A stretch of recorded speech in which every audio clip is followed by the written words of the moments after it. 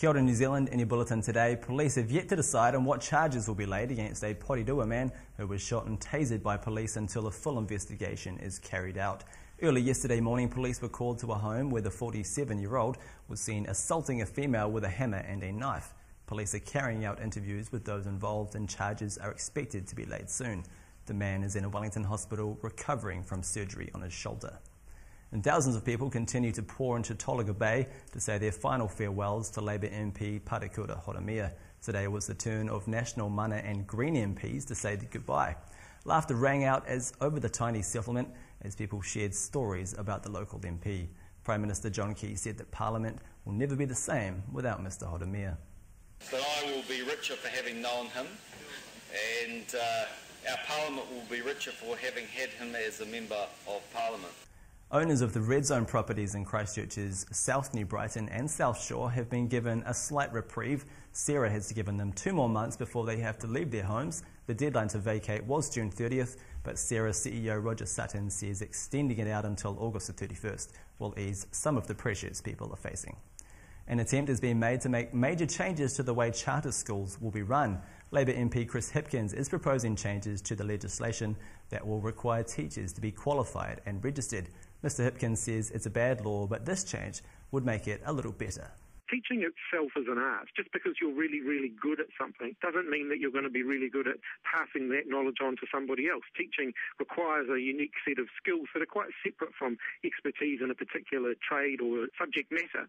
And the United States military has moved to clarify its position on evangelism in its ranks. Media, including CBN, reported that new policies could see Christian soldiers face prosecution for expressing their faith, even in a non-intrusive manner. However, a defence spokesman says service members can evangelise but must not do so in a forceful way. And after 2 years of violence and warfare in Syria, US President Barack Obama says it's likely the Syrian government has been using lethal nerve agent sarin, but he says more proof is needed before he would order an American response. What we now have is evidence that chemical weapons have been used inside of Syria, but we don't know how they were used, when they were used, who used them.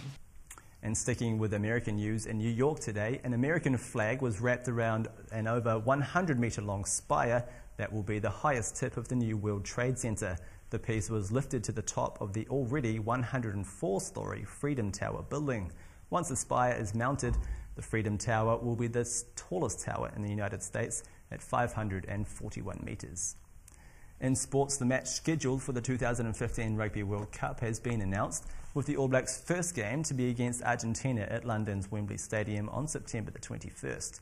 They'll also play against Tonga, Newcastle's St James Park, and all going well, the All Blacks could potentially face France in a quarter-final in Cardiff's Millennium Stadium, which would be a repeat of that ill-fated 2007 playoff game we'd all like to forget. However, it's likely that not many All Blacks from the 2007 squad will be around to make the 2015 one. And a group of keen kayakers flew out to Papua New Guinea earlier this week to take on the untouched canyons of the Chimbu River, one of the more challenging wilderness kayaking runs in the world. Following a successful whitewater kayaking expedition to the island in 2011, which included 8 first descents, the team plans to push further down the river canyons in what will be a world first. And finally tonight, it seems that crime doesn't pay in a recent cold case in the UK. The body of a man believed to be a burglar has been found in a chimney of a law firm in Britain. Staff of the firm in Derby were alerted to the grisly find by the smell, and police have launched an investigation to figure out exactly what happened.